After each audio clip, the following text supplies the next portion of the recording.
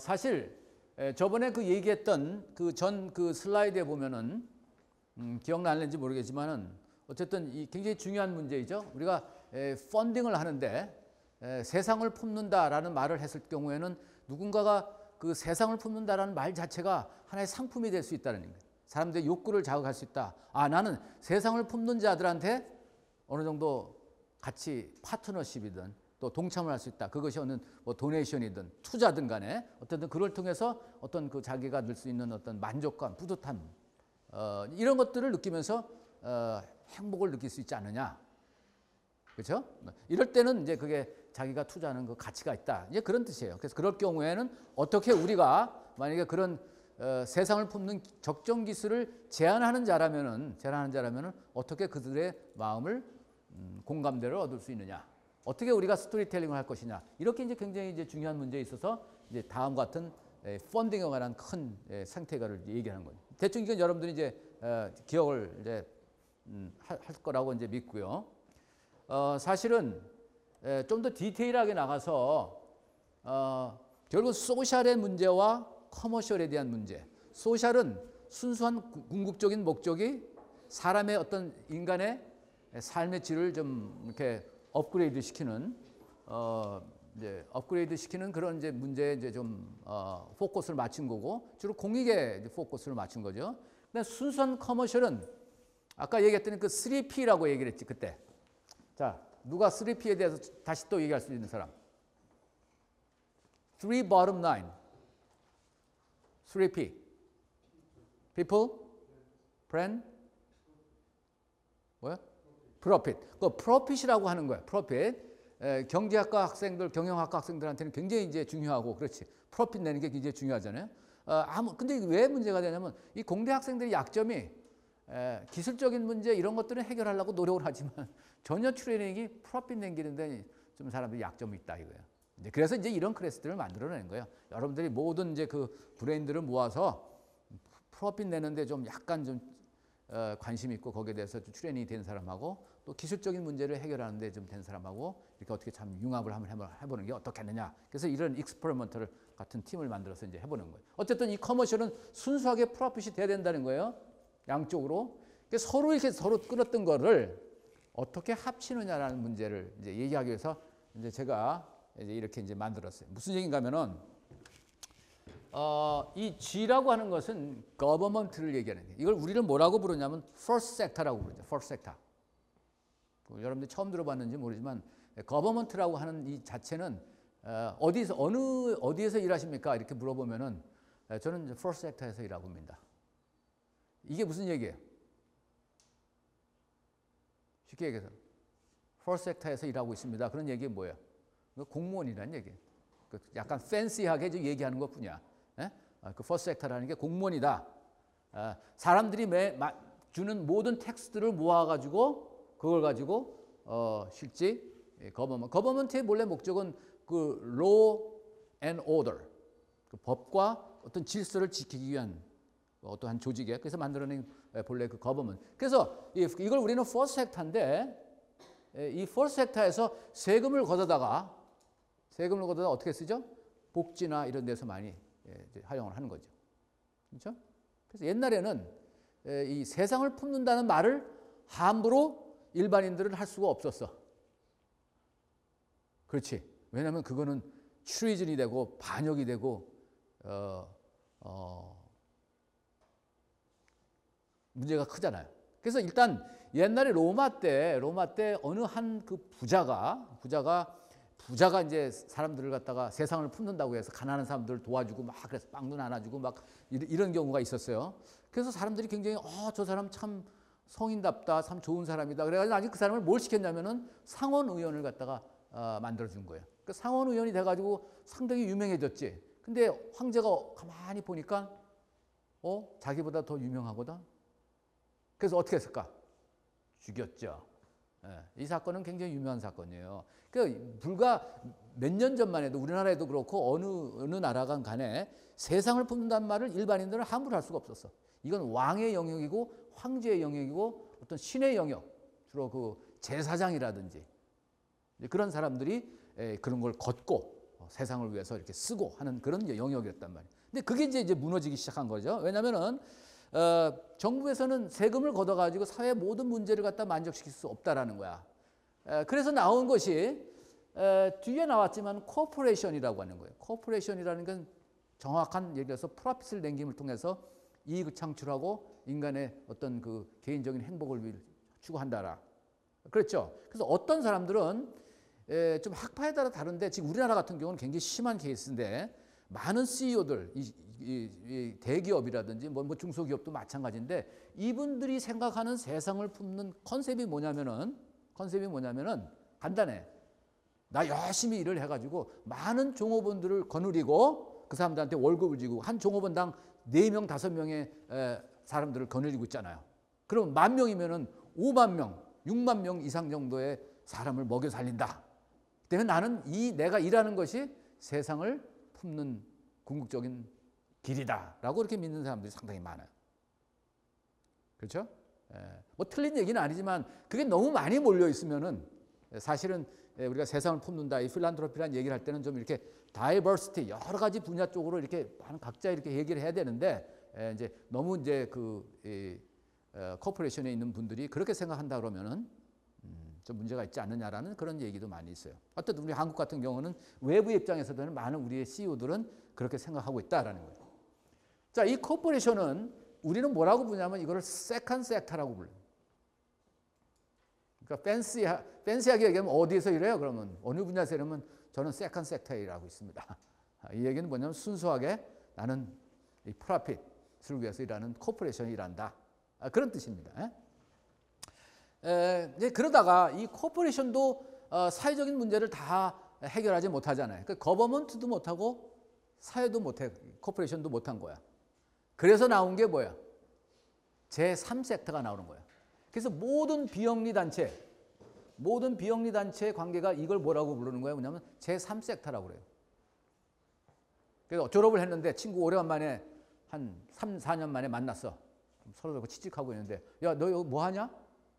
그러면 만약에 여러분들 비영리 섹터에 일하면 제3섹터에 일한다. 어떤 경우는 볼런티어 섹터라고 부르기도 하고 볼런티어 섹터라고 이러기도 하고 제3섹터라고도 하고 어떤 사람은 인디펜던트 섹터라고 불러요. 이게 다 같은 말들인데 어떻게 부르느냐에 따라 다르단 말이에요. 그렇죠? 그래서 그럼 대학은 뭐냐? 엄격히 따지면 대학은 뭐야 그러면? 어떤 섹터야? 대학에서 근무하는 직원이다 그러면. 대학. 한양대. 한양대가 기업이에요? 큰일 났네. 한양대가 기업이에요? 코퍼레이션에 있는 거야? 한양대는 비영리 재단에 있는 거예요. 엄격히 따지면 제3섹터야. 그러니까 여러분들 이런 생태계를 정확히 이해를 해야 돼. 이게 어떻게 되느냐. 그럼 저 병원, 한양대 병원은 뭐냐? 저기도 마찬가지예요. 그 재단에 소속돼 있는 소위 말해서 그 NPO지, Non-Profit Organization. 대학은 물론 acting like business로 하는 거예요. 운영을 해야 되니까. 그러니까 사람들이 볼 땐 저 단체가 비영리 단체라 그러면 막 퍼주고 그래야 되는 거 아니야? 이렇게 생각할 수 있지만 그렇지만은 않다. 그래 퍼주다가 보면 문 받으니까. 그러니까 acting like a business를 해야 되고. 근데 요즘 또 비즈니스도 어떻게 해야 돼? acting like a business 하면 안 되죠. 너무 야박하다 그러니까 어떻게 해? acting like a third sector처럼 또 일을 하는 거죠. 경계가 지금 이제 많이 무너진다는 그런 뜻이에요. 그게. 자, 이렇게 해서 지난 4, 50년 동안에 이 서드 섹터가 전 세계적으로 많이, 우리나라 최근에 이제 서드 섹터가 많이 있어서 서드 섹터에 조인한 데가 뭐 시민사회라든지 뭐 애드보카시 단체, 환경, 뭐 인권단체, 모든 많은 이 사회적인 문제를 갖다 해결하고자 하는 그런 단체들이 이제 조인이 돼가지고 서드 섹터 NGO를 NPO를 만들어냈는데 문제가 해결이 되지 안 된다 이게. 또 그것마저도. 그러니까 인간은 자꾸 또 새로운 방법으로 사회 문제를 해결하고 싶은 그런 욕구와 니드가 있기 때문에 그래서 만들어내는 게 뭐야 또? 제4섹터라고 하는 거. 그걸 우리는 소위 뭐라고 그러냐면 사회적 기업이라 이렇게 부른다. 일부에서는. 사회적 기업. 사회적 기업. 제4섹터. 여러분들 많이 들어봤죠? 사회적 기업. Social Enterprise. 이런 말들을 많이 쓰고 특히 이제 저번에도 얘기했지만 학생들 이제 대학을 졸업하고 좀 제가 스탠포드 얘기를 많이 들었지만 스탠포드 출신들이 학생들이 이제 모여서 졸업해가지고 취직을 하는 것보다 또 이렇게 창단을 해서 뭐 물건을 만드는 것보다 사회적 문제를 해결하는 그런 이제 소위 말해서 기업을 만들어내는 거죠. 그래서 그걸 가지고 이제 그 기업과 같이 연계를 해서 어떤 세상의 문제를 이제 해결하는 이제 그런 이제 섹터들이 이제 많이 이제 나오기 시작하고 있는 거예요. 그러니까 저희도 한양대도 지금 많은 이제 창업도 하고 있지만 이제 이 클래스의 목적은 여러분들한테 어떤 기술적인 문제를 이 한 학기 동안에 뭘 아이디어를 내고 실제 그걸 가지고 구현하는 그런 클래스는 아니고 좀 더 이 비즈니스적인 차원, 또 비즈니스 중에서도 이 펀딩 문제, 그러니까 굉장히 중요한 문제니까 이 문제를 어떻게 하고 그런 문제를 해결하기 위한 이 우리가 16 동안의 어떤 내공들을 키우고, 그렇죠? 기초적인 지식도 배우고 또 그 중에 가장 중요한 그 인간의 관계라든지 이 팀의 관계 이런 것들을 어떻게 구성해서 프로젝트가 있을 때 이걸 진행해 내놓을 수 있느냐, 가장 근본적인 그런 이제 교육들이 이제 필요할 것이다라고 생각해서 하나 하드웨어적인 것보다 소프트웨어적인 그런 그 능력을 키워내는 게 디자인인 게 바로 이런 클래스입니다. 자, 그래서 이 제4 섹터가 나왔는데 이 제4 섹터만 가지고도 이제 소셜 엔터프라이즈가 문제가 생기기 시작한 거예요. 벌써 한 15년 전에. 그렇죠? 이제 미국 같은 경우는 이미 문제가, 그러니까 가만히 보니까 서양과 한국을 보면은 모든 이런 이제 움직임이 좀 많이 캐치업이 되는데 한 15년 내지 20년 정도가 조금씩 이렇게 비하인드 돼가지고 쫓아가고 이제 모델을 세면서 나가는 것 같아요. 한국 같은 경우는 이제 서서히 이제 소셜 엔터프라이즈, 사회적 기업의 문제점이 드러나기 시작을 했습니다. 그 이유는 뭐냐면은 너무나 인간의 욕구를 이제 이해를 못하고 우리 한국 정부에서도 이 소셜 엔터프라이즈를 받아들이는 그 가치관이 다르다는 거예요. 그때 당시에 한 15년 전에 처음에 이 얘기가 나왔을 때 어떻게 생각했냐면 소셜 엔터프라이즈 정부에서 좀 도와줘야 되겠다. 그래서 소셜 엔터프라이즈라고 깃발을 들은 사람들한테는 학생이고 누구 88만 원 한 달에 얼마씩 준 거야. 그러니까 이제 그 받는 재미로 뭐 사람들끼리 만들고 뭐 막 했죠. 근데 어떻게 돼? 정부에서 돈을 88만 원 딱 끊는 순간 경쟁력이 없지. 뭐든지. 그렇죠? 그래서 그 subsidy라는 거, 정부의 보조, 기업의 보조 이런 것 자체는 양면의 칼 같은 거예요. 그때 당시에는 일단 뭐 프리로 받는 거니까 뭐 그거 가지고 뭘 시작할 수 있지만 이제 그것이 끊기는 순간에 갑자기 사람들이 패닉이 오고 더 이상 서스테이블이 안 되더라는 거예요. 우리 클래스의 목적도 뭐냐면은 그걸 정확히 알자라는 거예요. 누구 보조를 받는다는 거예요. 뭐 저 개인적으로는 국가의 보조를 받고 뭐 시작한다는 자체를 별로 좋아하지는 않아요. 왜냐하면은 아까 양면의 칼처럼 그때 당시엔 좋지만은 그것을 끊겼을 때 미리 준비를 하지 않으면은 오히려 이거 팀원들이나 모든 조직에 오히려 해를 끼칠 수 있기 때문에 디자인은 정부 지원이 없이 순수한 아이디어와 인간에 대한 욕구, 그 상품에 대한 판매 이런 것들을 대상으로 시작을 해야만 돼야 되지 않겠느냐. 그 뒤에 그 어떤 촉매제 역할을 해줄 수 있는 것인 정부의 이제 지원이나 뭐 다른 기업의 지원, 어떤 필란트로피스트들의 그 지원 이런 것들을 이제 만들 수 있지 않겠냐 이렇게 생각을 하는 거예요. 그렇죠? 너무 이제 이렇게 기대는 그때 제가 그때 얘기했던 그 엔타일먼트 신드롬 같은 게 이제 나오는 걸 방지하기 위해서 이제 우리 이런 클래스들을 이제 만드는 거예요. 자, 그래서 제4 섹터가 지금 아까 말한 소셜 엔터프라이즈인데 지금 말한 얘기하는 것이 이제 B 코퍼레이션, 베네핏 코퍼레이션이라고 하는 것은 어떤 사람들은 이걸 뭐 혹시 이거 제5 섹터가 아니냐 아직까지는 이제 학문적으로 그렇게까지는 안 됐는데 지금 제4 섹터에 이제 소위 말하는 이제 그 부류들, 그러니까 소셜 엔터프라이즈가 지금 잘 안 되고 있으니까 많은 어떤 그 니치들 생각하고 있는 사람들이 약간 좀 변형돼 있는 소셜 엔터프라이즈 사회적 기업을 좀 변형시킨 그런 모델이 어떨까 해서 지금 움직임이 있는 게 바로 B 코퍼레이션. 우리 한국에서 지금 B 코퍼레이션이 한두 개 생겼어요. 이미 미국 같은 경우는 많이 퍼져가지고 수백 개, 수천 개 이제 일반 기업들이 많이 생겼고, 그렇죠? 젊은 층에서부터 시작해가지고 그리고 이제 한국도 건너오기 시작하고 전 세계적으로 퍼지기 시작하고 있어요. 그래서 그 스트럭처, B 코퍼레이션의 스트럭처가 과연 어떻게 되는 건가? 그렇죠? 그래서 지금은 이제 소셜 엔터프라이즈, 사회적 기업에 좀 안 되는 문제가 있다. 이미 또 잘 되고 있어도 결국은 B 코퍼레이션으로 움직이고 있는 추세다 보시면 되고, 그 다음에 L3C라고 하는 거, 이제 오늘 지금 우리가 얘기하려고 여기 지금 보여주는데, 그 L3C라는 걸 여러분들이 한번 보세요. 이게 또 새로운 형태의 어떤 엔터프라이즈, 다 이것들이 뭐냐면 소셜의 관계들, 남을 생각하는 거, 공익을 좀 생각하는 거, 이걸 우리가 말하는 세상을 품는 기술이다, 뭐 이렇게 얘기하는 거죠. 그렇죠? 그러니까 여러분들이 이제 이 클래스를 택하는 거는 단순히 내가 이걸 통해서 프로핏을 내야 되겠다. 그런 경우에는 이 클래스는 좋은 클래스는 아니에요. 클래스는 그건 이제 다른 클래스 쪽으로 어떻게든지 그거를 이제 프로핏을 남기는 그런 이제 해야 되지만, 우리들의 프로핏은 다른 옆에 다른 동료들이나 이 파트너십을 잘 맺어서 그들이 우리한테 투자를 하게끔. 근데 그 투자가 이익을 통해서 투자를 갚는 것은 아닐 수도 있다라는 거예요. 그렇죠? 이제 이걸 말하 소셜 인베스팅이라는 거예요. 소셜 인베스팅.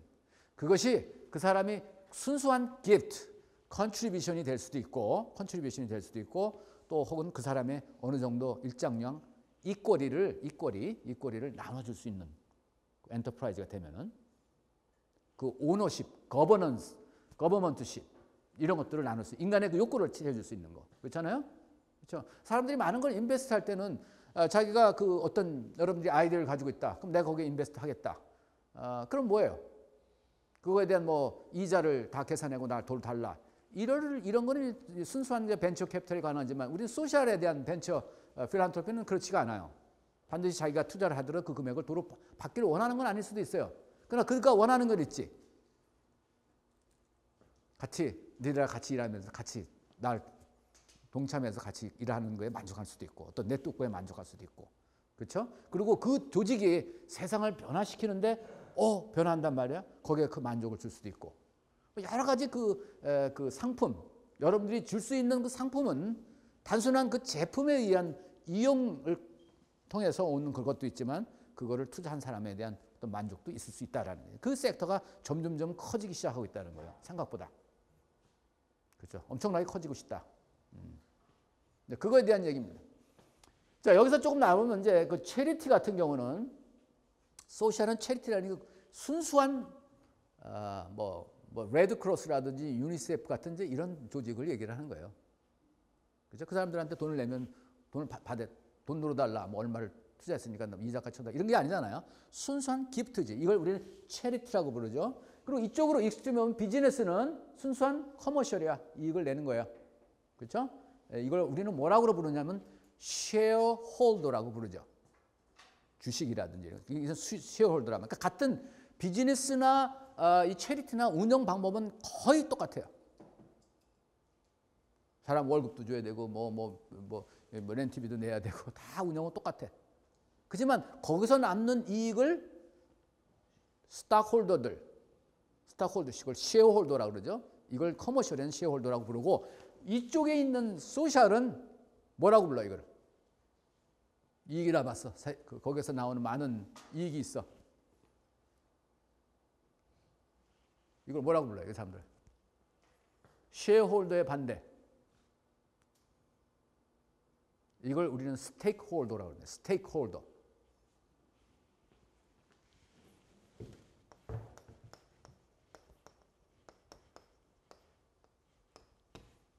그렇죠? 이 스테이크홀더는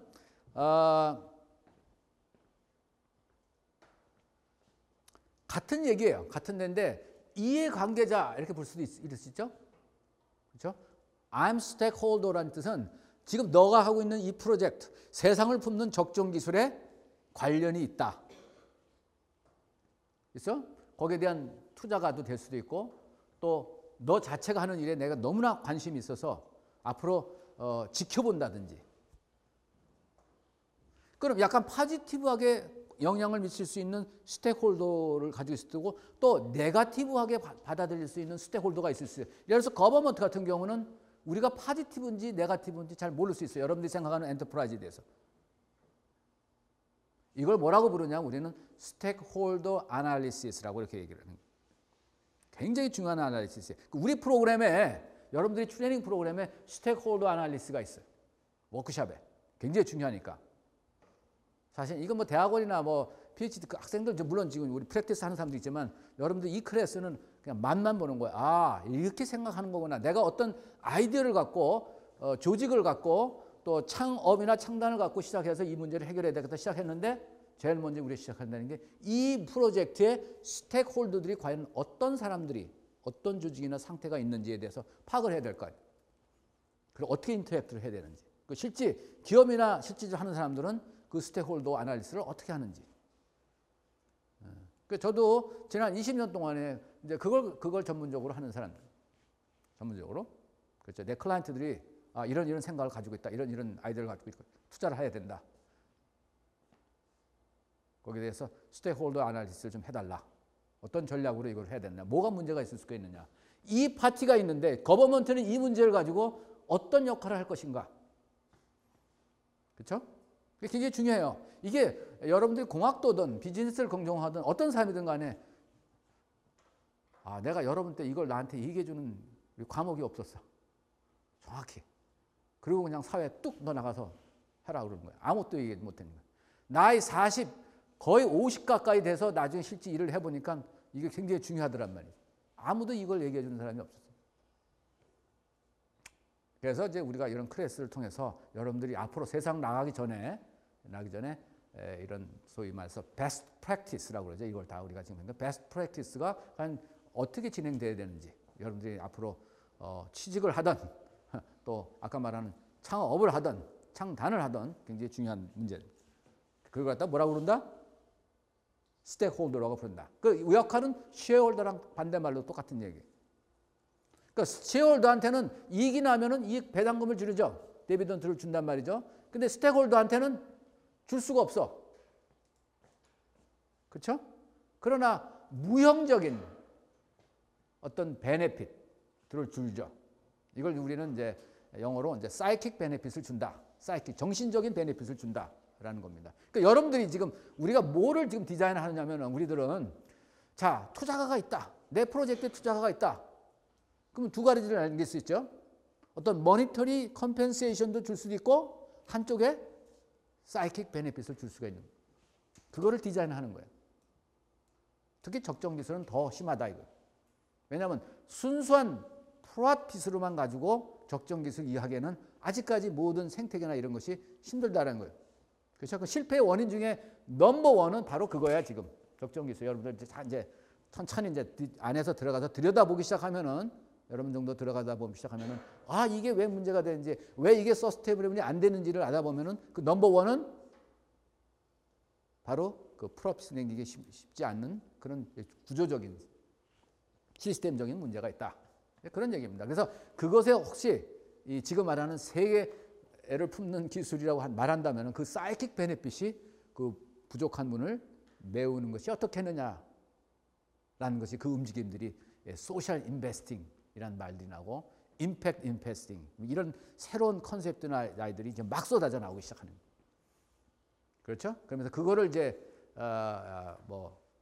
기치를 들고 나온 사람이 빌 게이츠라든지 마크 저커버그라든지 워렌 그 외 기타 많은 젊은 층들 실리콘밸리서부터 시작해가지고 한국도 지금 상당히 많이 변하고 있어요. 지금 불과 지금 많은 이제 생각이 있구나 조금 이렇게 아주 젊은 나이에 성공을 했던 사람들 생각을 해보니까 우리 아버지 선배들 세대 때는 어떻게 했어? 어떻게 돈을 벌어서 어떻게 사회에 많은 이제 그걸 나눴냐라는 거 보면 그렇게 좋은 모델이 아니다라고 생각하는 거예요. 젊은 사람들은. 그래서 그 사람들이 새로운 지금에 나오는 이런 이제 전 세계로 흩어져 있는 컨셉들을 이제 잡아가지고 우리 한국화 만들어서 한국에서 시작하고 있다는 거예요. 여러분들 그거를 갖다 기울이고 볼 줄 알아야 된단 말이죠. 그렇죠? 그런. 그래서 비즈니스를 하다가 약간 비즈니스에 대한 어떤 이미지를 위해서 소셜 리스폰시빌리티, 리스폰시블 비즈니스라 이거야. 약간 윤리적인 거야. 그렇죠? 그렇게 나오다가 그거 가지고 부족하니까 약간 요번엔 좀 더 접근해서 소셜 퍼포즈야. 그러니까 미션 자체가 그 비즈니스 자체가 약간 뭐예요? 소셜 퍼포즈를 가지고 있다는 거예요. 그 이세돌 그 지금 게임을 본 사람 다시 한번 마지막 5국을 본 사람. 한 사람, 두 사람 정도. 나도 한 이서를 그거 5시간 보다가 허리가 아파가지고 나 뭣도 모르고 막 그게 몰입돼가지고 보다가 혼났는데 가만히 생각하니까 많은 사람들이 봤더라고요. 그 얘기는 뭐냐면 그래서 커머셜이 많이 붙기 시작하는 거야. 그 미션 어떤 사람은 이 바둑만 가지고도 많은 사람들이 소위 말해서 소셜 퍼포스 비즈니스 생각하는 사람들이 점점 늘기 시작했어. 왜 그러냐면 아이들이 그 바둑을 배우면은 집중력이 좋아지고 어떤 그 산만화 이런 것들 좋아졌기 때문에 교육 효과가 상당히 있다. 사회적으로 굉장히 좋다. 그래서 바둑 교육을 시키면은 그 바둑에 투자한 만큼 나중에 10년, 20년 뒤에 사회적 이런 기회 비용 같은 거를 이런 걸 많이 줄일 수가 있다. 그것도 괜찮아. 그래서 어떤 사람들이 동호회를 넘어서 이제 바둑 그런 것들을 교육시키는 이제 비즈니스나 그런 거 할 수 있잖아요. 그렇죠? 뭐 예를 들자면은 생길 것 같아요, 보니까. 그러니까 그런 식으로 이제 퍼포스가 나고 거꾸로 이쪽으로 보자고요. 체리티는 옛날 같은 경우는 그냥 깃발만 거두면은 나 좋은 일 한다 그러면 막 사람들이 도네이션 하고 뭐 이렇게 줬잖아. 그거 가지고 안 되잖아요, 지금은. 그래서 어떻게 했어? 그 안에다가 비즈니스를 생각하는 체리티를 했지. 그 안에다가 무슨 뭐 이렇게 조그만 뭐 가게도 만들어 놓고 뭐 물건 만들어서 뭐 이런 거 로고도 팔고. 그죠? 우리 대학 같은 경우도 체리티는 아니지. 그렇지만 그 안에 뭐 많은 것들 사업을 하잖아. 그렇죠? 그 레베뉴를 창출하기 위해서. 자, 그렇게 하다 그것마저 또 안 되니까 지금 말하는 소셜 엔터프라이즈 아예 자체를 회사 자체를 아예 소셜 문제와 비즈니스 문제를 합쳐버린 제3섹터에서 4섹터로 넘어가는 걸 만들었는데 안 된다고 그러지. 그거 가지고도 또. 그래서 어떻게 돼? 이렇게 공간을 비워뒀어요. 아까 지금 말하는. 그래서 그게 뭐야? 위에 보시면은 L3C라든지 B 코퍼레이션이라든지 이런 것들이 이제 산 것이다.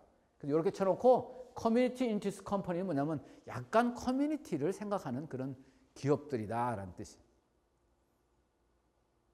그러면 혹시 우리가 얘기하려고 하는 그 적정 기술은 여러분들이 생각하나 내가 생각하나 지금 우리 학교가 생각하나 앞으로 우리나라가 가야 될 방향이 과연 우리는 여기 어디에 있겠지. 그렇죠? 그 얘기잖아.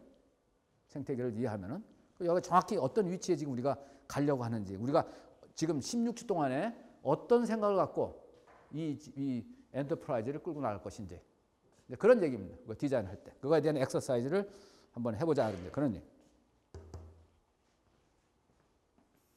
그 중에 이제 하는 방법 소프트웨어에 대한 얘기를 제가 점프인 그냥 안으로 그냥 싹 들어가고 있는 거예요. 그래서 21세기에 다른 것 많은 인벤트가 있지만은 그 중에 이제 여러분들한테 가장 그래도 제가 하고 있는 제 분야 지난 20년 동안에 제가 하는 이 분야에 가장 영향을 주는 컨셉이 과연 무엇이겠느냐라는 것 중에 하나가 바로 이 로직 모델이라는 성과에 대한 얘기. 성과를 과연 어떻게 디자인할 것이냐라는 거죠. 그러니까 결국은 제가 이번 학기에 이 로직 모델에 대해서 여러분들 이미 알고 있는지도 모르겠고 모르고 있다면 여러분들은 you are very lucky. 어쨌든 1, 2학년 때 때 이거를 이제 개념을 갖고 어떻게 우리가 프레젠테이션을 해야 될지 내가 정부를 대상으로 프로포즈를 한다. 또 기업을 대상으로 프로포즈를 한다. 어느 개인을 대상으로 내가 프로포즈를 한다. 그 펀딩을 요청하고 싶다. 동참하고 파트너십 요청하고 싶다. 그 기본 아이디어가 바로 이 로직 메더에서 나온다는 거예요. 내용은 간단해요. 우리가 자세히 또 가겠지만 처음에 보면은 처음에 시츄에이션이 과연 뭐냐? 상황이 지금 어떻게 되냐? 그에 대한 니드와 프로블럼을 정확히 스테이트먼트를 만들어내야 되는데 불행히도 아직까지 한국에 와가지고 니드 스테이트먼트와 프로블럼 스테이트먼트를 제대로 만들어내는 사람이 한국에 지금 제가 발견을 많이 못했어요. 트레이닝이 그만큼 인문학적 배경이 잘 안 돼 있는 거야. 그러니까 정확히 프로블럼이 뭔지를 아는 것도 힘들지만은 그 프로블럼을 스테이트먼트로 만들기가 또 힘들다는 거. 그렇죠? 실제 프로블럼은 그게 프로블럼이 아니라 더 다른 프로블럼이 있는지. 그래서 오늘의 우리의 목적은 뭐냐면 우리 프로그램 중에 한 번은 여러분들 어사이먼트 중에 하나가 지금 말하는 need statement 혹은 problem statement를 각 조마다 한 번 정도는 아주 고심해서 만들어본 여러분이 생각하는 그 프로젝트에 대해서 그걸 제가 로지컬하게 과연 그 프로블럼이 진짜 프로블럼인지 왜냐하면 프로블럼을 잘못 여러분들이 건드렸다가 뭐예요 결국은 그 소셜 엔터프라이즈, 여러분 생각하는 엔터프라이즈는 안 되는 거지. 겉으로 조금 이렇게 흔들다가 없어지는 거죠. 굉장히 중요하죠. 그 능력. 미국 같은 경우는 이 분야는 아주 전문적인 분야이기 때문에 심지어는 레드크로스라든지 모든 이 국제적인 기관들도 유엔들도 마찬가지로 니드 스테이트먼트에 관한 한 이거 만드는 사람을 따로 고용을 합니다. 아주 전문가들. 엄청난 돈을 많이 들이고 워낙 힘들기 때문에. 그렇죠? 최고의 브레인들이 모이는 거야. It doesn't matter. 그게 공학도든 뭐 소셜을 공부를 하든 뭐 경영이든 어쨌든 사회에 일어나는 이 현상에 대한 프로블럼을 정확히 디파인 할 수 있는 사람. 뭐가 문제다. 그렇죠? 그럼 여러분들 지금 적정 기술의 실패와 성공을 하다 보면은 많은 포션 자체가 솔직히 얘기해서 적정 기술 만드는 기술에 대한 이슈가 아니라 그 프로블럼, 문제를 해결하겠다, 적정 기술로 해결하겠다고 하는 그 첫 단추부터 그 니드 스테이트먼트에 실패였다 이거예요. 사실은 그게 아닌데. 지금 엉뚱한 걸 가지고 지금 기술적으로 지금까지 수많은 노력 들여서 그걸 만들어낸 거예요. 사실 그게 아닌데. 그건 본래 본질이 아닌데. 그렇죠? 여러분들이 본질이 아닌 거를 손들었다가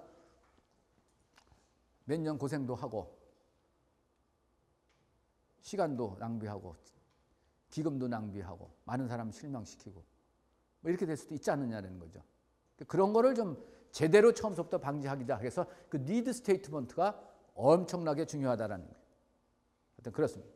자, 그래서 그런 것들을 방지하기 위해서 전체적으로 이제 쭉 이제 훑어나가서 보면은 시츄에이션이라면 시츄에이션이라는 게 정확히 상황이 지금 어떻게 돼 있는지 상황 파악을 해야죠.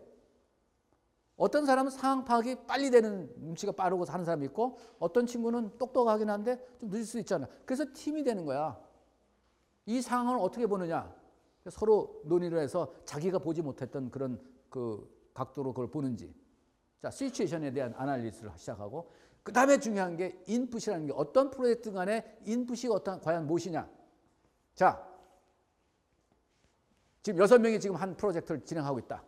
인풋이 뭐야? 제일 먼저 6명 인원 각자 다른 익스퍼티가 있겠죠. 그리고 본인들이 가지고 있는 투자금 있겠죠. 가지고 있는 컴퓨터, 그 다음에 가지고 있는 인맥들이 있겠지. 아버지 사촌 뭐 8촌에 다 해가지고 뭐 사올 한다 그러면 거기에 대한 인맥 이게 다 가지고 있는 인풋이야. 그리고 그것만 가지고 좀 힘들으니까 당신이 투자하는 금액 플러스 인풋이죠. 나열할 줄 알아야지. 무엇을 가지고 있는지, 인풋이 있는지. 자, 공장으로 치면은 떡을 만드는데 그 떡에 들어가는 인그리언트에 대한 얘기에 정확히. 뭐 그걸 버무리고 어쨌든 뭐 화학약품을 넣어서 나중에 뭐가 딱 나오는 떡이 나오면은 그건 이제 아웃풋에 대한 얘기고 우선 인풋에 대한 정확히 디파인이 돼야 되잖아. 무슨 얘기인가 하면은 자, 인풋에 대해서 정확히 알아야 되는데 인풋을 이런 게 가지고 있는데 우리는 이런 아웃풋을 갖다가 얘기했다고 칩시다. 이렇게 아웃풋을 낼 수 있다라고 했는데 그 누가 믿어? 왜냐면 잘 아는 사람 인풋 딱 보니까 내 경험상으로는 요 인풋 가지고는 요 아웃풋이 나올 수가 없는데 이렇게 할 수 있죠. 그 말이 안 되는 거지. 투자를 할 사람이 없지. 그렇죠? 그런데 인풋 자체는 아주 미약해. 그런데 다음 단계에 뭐가 들어가? 아웃풋이 되기 위해서 중간에 액티비티라는 게 들어간단 말이에요. 액티비티. 여러분들의 아이디어, 여러분들이 가지고 있는 그 소프트웨어, 여러 가지 이런 것들이 액티비티 디자인을 해서 나오는 것이 바로 아웃풋이란 말이에요. 옛날에 20년, 30년 전에는 이 아웃풋만 가지고 먹고 살았어. 사람들이 투자를 했어. 잘 모를 때는. 자, 이쪽에 우리 아웃풋이 나왔다는 얘기는 뭐 이걸 통해 가지고 모든 사람들이 좋은 어떤 평가를 받아서 A를 받았다. 그것만 가지고 성공했죠. 그거 가지고 평가를 하던 시대가 있었단 말이야. 이걸 아웃풋이란 말이야. 근데 진정이 원하는 것은 아웃풋이 아니라 아웃컴이라는 거야. 그럼 so what? 이 사람이 A 받은 거 하고 사회적인 발전이 있어 없어? 아무런 관계가 없잖아요. 그거 가지고는. 근데 A를 받았는데 그거 가지고 뭐 취직이 됐어. 예를 들면. 그렇다 그러면 여러분들이 가지고 있는 이 소위 말하는 취직이란 뜻은 쇼텀의 어떤 아웃컴이 될 수 있지. 왜냐하면 그걸 통해서 여러분들이 인컴이 나오고 그걸 통해서 여러분들 부모가 해피해지고 뭐 어쩌고 저쩌고 해서 그래가지고 뭐 시집장가가 다 갈 수도 있고 그렇게 다 칩시다. 그렇죠? 그렇게 따지고 보면 사회적으로 전체적으로 보면 이것이 아웃컴이 될 수 있다는 이제 그거에 대한 논란, 그거에 대한 스타디야. 모든 게 아웃풋이냐 아웃컴이냐. 실질적으로 영향이 어떻게 있느냐.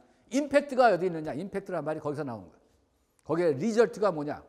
그러니까 지금 모든 거는 평가를 옛날에는 아웃풋만 돈을 줬는데 정부에서는 옛날에 돈 매덕 주고 나서 팀들한테 그러면서 우리가 이렇게 1억을 썼습니다. 왜냐하면 이렇게 해서 클래스에서 참가한 사람들이 파티시페이션이 뭐 500명이 참가해서 교육을 끝났습니다. 이렇게 보고를 했죠. 이게 뭐야? 이게 아웃풋이야 아웃컴이야? 그건 아웃풋이지. 교육이 이렇게 참가해서 잘 끝냈다. 그리고 사람들이 조금 나가다 보면 그 사람의 만족도 가지고 그 사람의 만족도는 아웃풋이야 아웃컴이야? 옛날에는 아웃컴이라는데 지금은 그렇게 얘기하는 사람 아무도 없어. 뭐야 이게? 아웃풋이란 말이에요. 아직까지. 응? 만족도. So what? 자기 마음을 정한 게 그게 아웃풋. 아무런 관계 없잖아요. 사회에 영향을 미쳤어? 그게 없단 말이에요. 자, 그래서 그거에 대한 이야기가 지금 모든 우리 한국 사회뿐만 아니라 전 세계의 이쪽 분야의 논제다.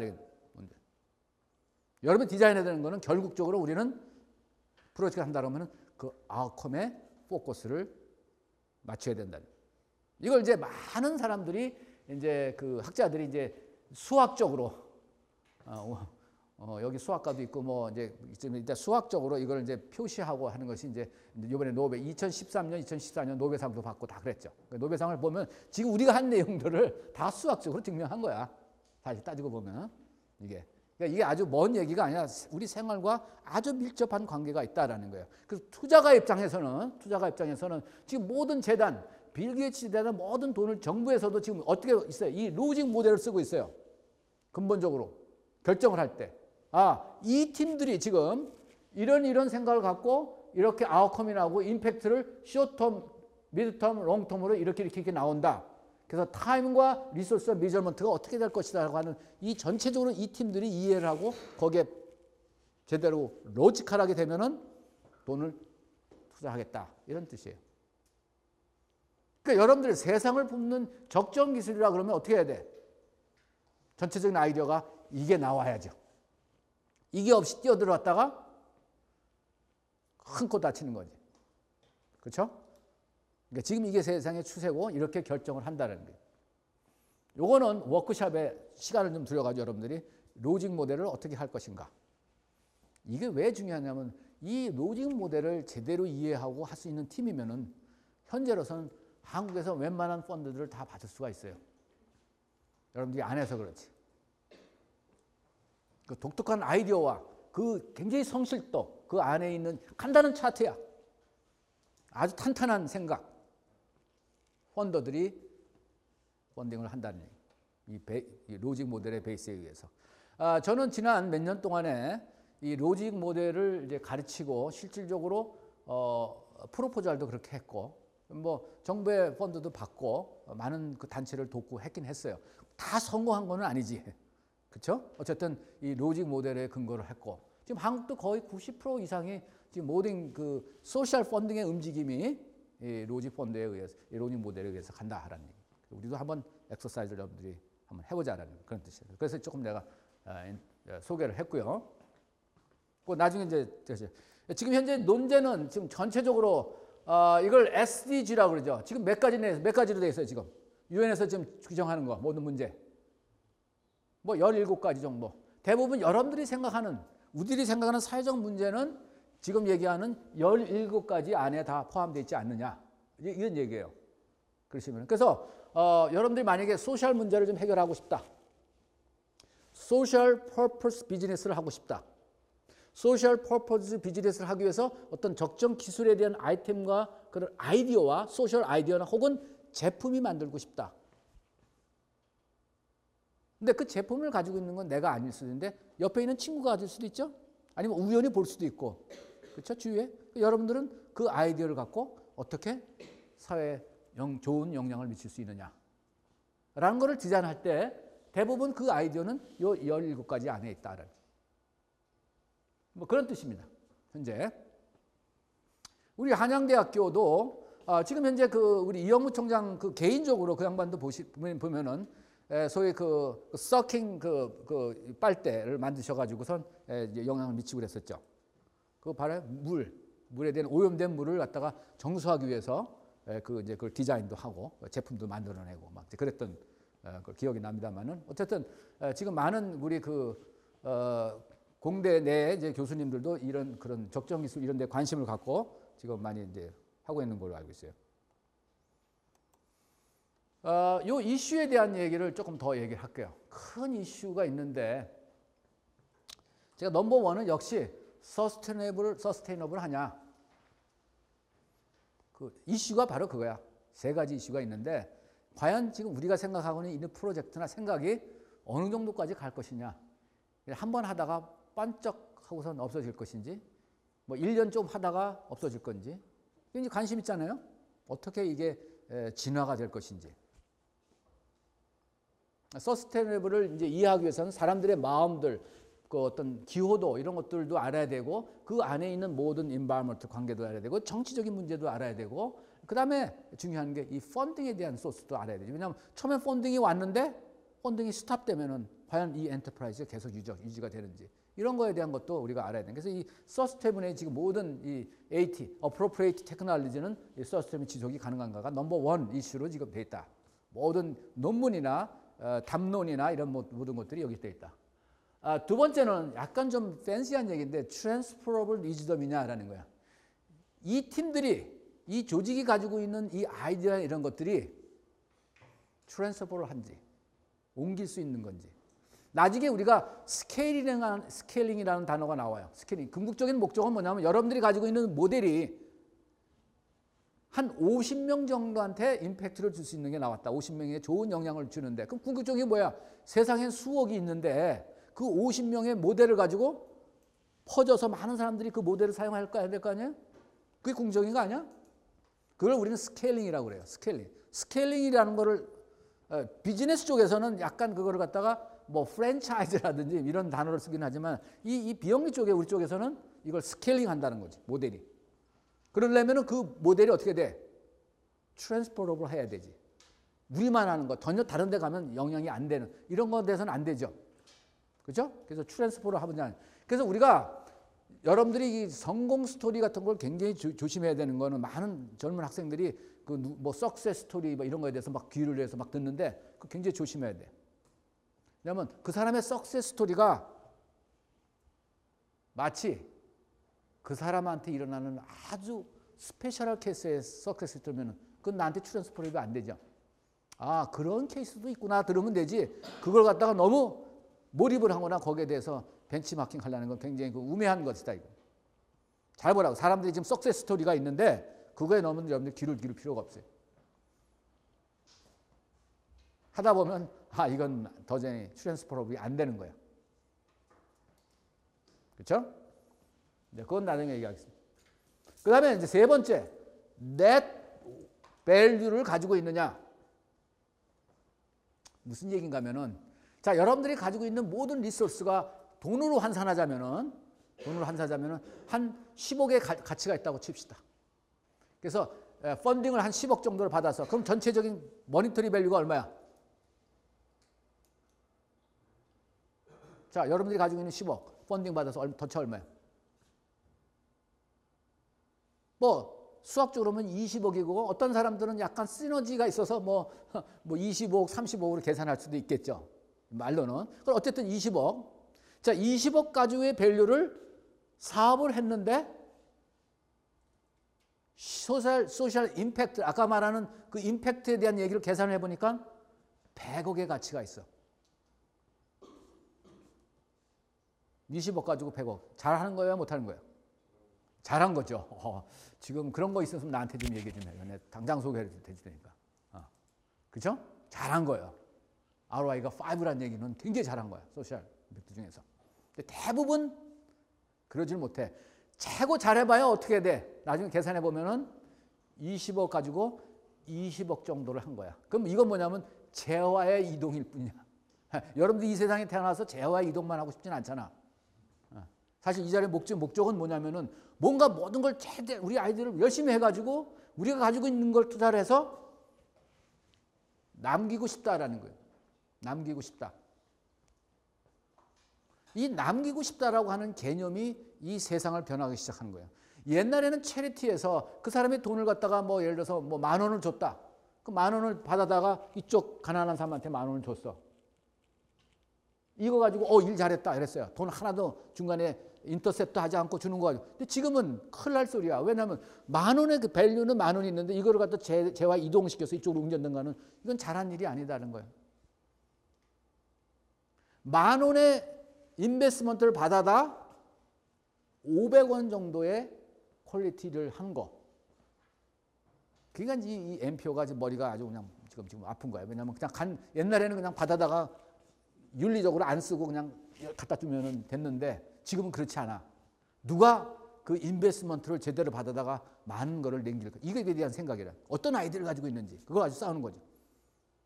그러니까 어떻게 우리가 설득을 하냐면은 우리 조직은 이 프로젝트는 당신이 주는 인베스트먼트를 5로 늘릴 수가 있다.